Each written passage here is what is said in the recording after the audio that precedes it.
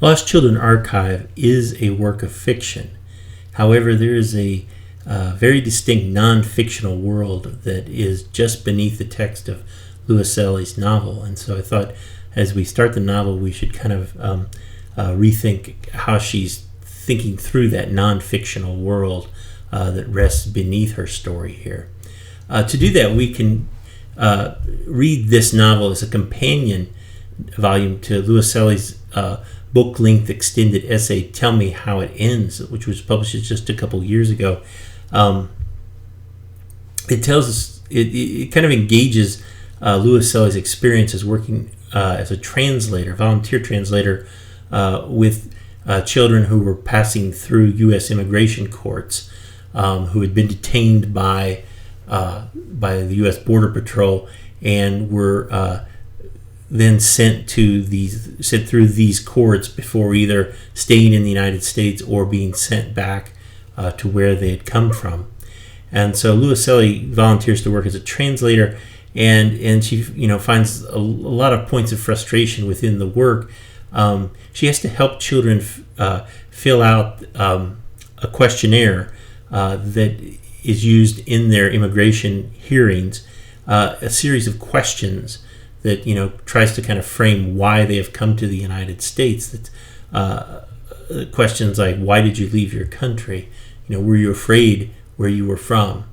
And so she's trying to build a sense of how the questionnaire doesn't really get at the reasons why children are coming into the United States from Central America. And so she's wrestling with those frustrations in the essay. It's quite a great work on its own, because it kind of builds a sense of personal connection that she develops to some of the children and their stories, and as well as the sense of loss that she feels when children are sent back, or when she sees children who do stay face new problems within their new country.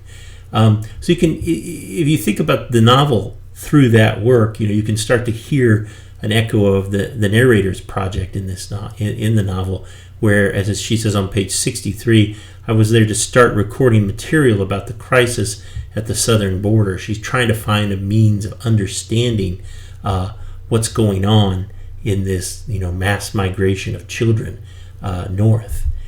Louis Selle, in the interview with Alan Vorda that's available under Pages, you can also hear the echo of Louis Selle's narrator here in describing her motivation for writing the novel.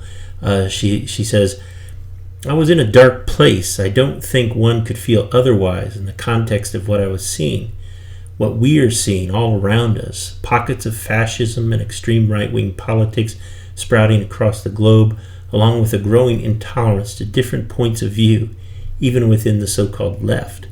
Not since the end of World War II has there been a global exodus like the one in these past few years, and the response of countries to which people migrate is usually inhumane, even brutal. The USA in particular, mass incarceration of asylum seekers is now the normal procedure here. I was thinking about ways of documenting, of telling stories that might restore in us a more compassionate, lucid, and reflective understanding about our way of being in the world. We've become voracious agents of mass consumption, entertainment, Netflix series, and health products, but we're losing touch with our fundamental human values. We're losing touch with a sense of community and mutual responsibilities. I know it sounds a little naive, but I really do think we need to slow down and detach from some of these things that are sold to us as vehicles to happiness, but which do not really create any lasting, deeper bonds between us. What I do think creates more lasting and deeper bonds is sharing stories, communicating, talking to each other, listening, and understanding. And it's trying to come around to those stories. That's where the impulse is for the development of the narrator within the novel, and the unreal world that she kind of faces here.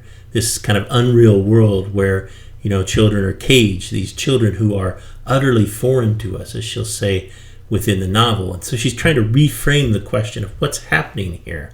And so she starts to try to see, the narrator does, migration as a historical and geographical phenomenon versus it just being a political issue. And so if you start to rethink the mass migrations of peoples across the world, or the mass migrations of people from one hemisphere to another, or you start to rethink the mass migrations of people within the Western Hemisphere, or from one part of the Americas to another, how does that reframe your sense of what's happening here?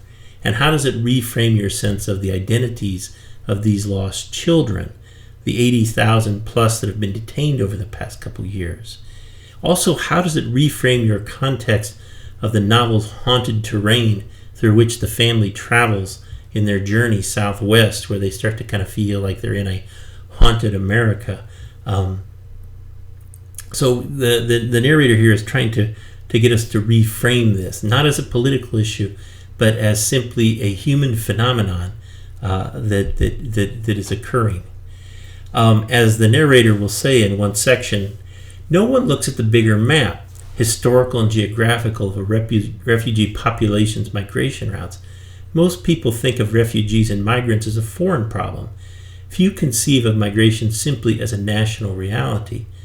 No one thinks of the children arriving here now as refugees of a hemispheric war that extends, at least from these very mountains down across the country into the southern U.S. and northern Mexican deserts, sweeping across the Mexican Sierras into Guatemala, into El Salvador, and all the way to the Selake Mountains in Honduras.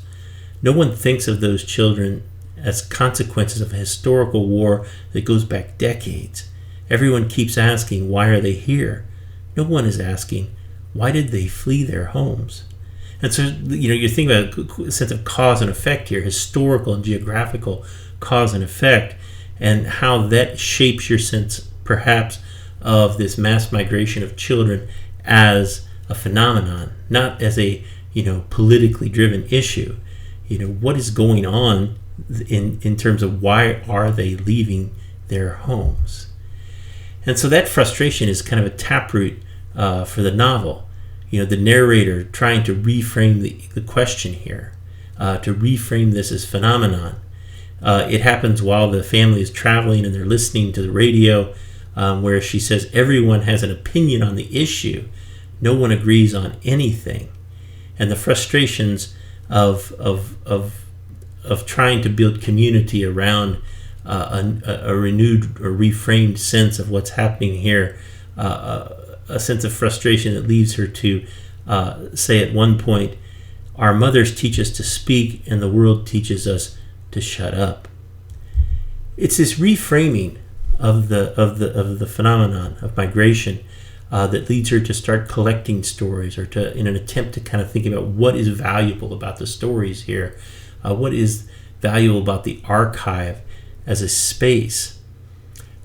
As she says later in this first section, it doesn't seem right to turn those children, their lives, into material for media consumption. Why? What for? So that others can listen to them and feel pity, feel rage? And then what? Do what? Everyone continues with their normal lives, no matter the severity of the news they hear. I was a journalist, had always been. Even though I had ventured outside my sound range for a while and was now confused about how to return to my work, my husband and I were both back to chasing our old ghosts. That at least we still shared, but also returning to the places we had each come from. Our paths were dividing. It was a deeper chasm than we'd expected. And so what you have here, right, is a sense not only that of the kind of frustration that the narrator feels in trying to find a way to frame this question, to frame this phenomenon of the lost children, but also a growing sense of how she and her husband have this divide that's building between them. In where do they go to try to find a frame for what's happening? He goes back into the world of the Apaches, right, and just thinking about it in a kind of large, within the context of a large historical phenomenon, and she's trying to kind of rethink it in the terms of contemporary geography. How do they find a way to talk to each other in the midst of that, and will they be able to bridge that deeper chasm? The novel goes on from here.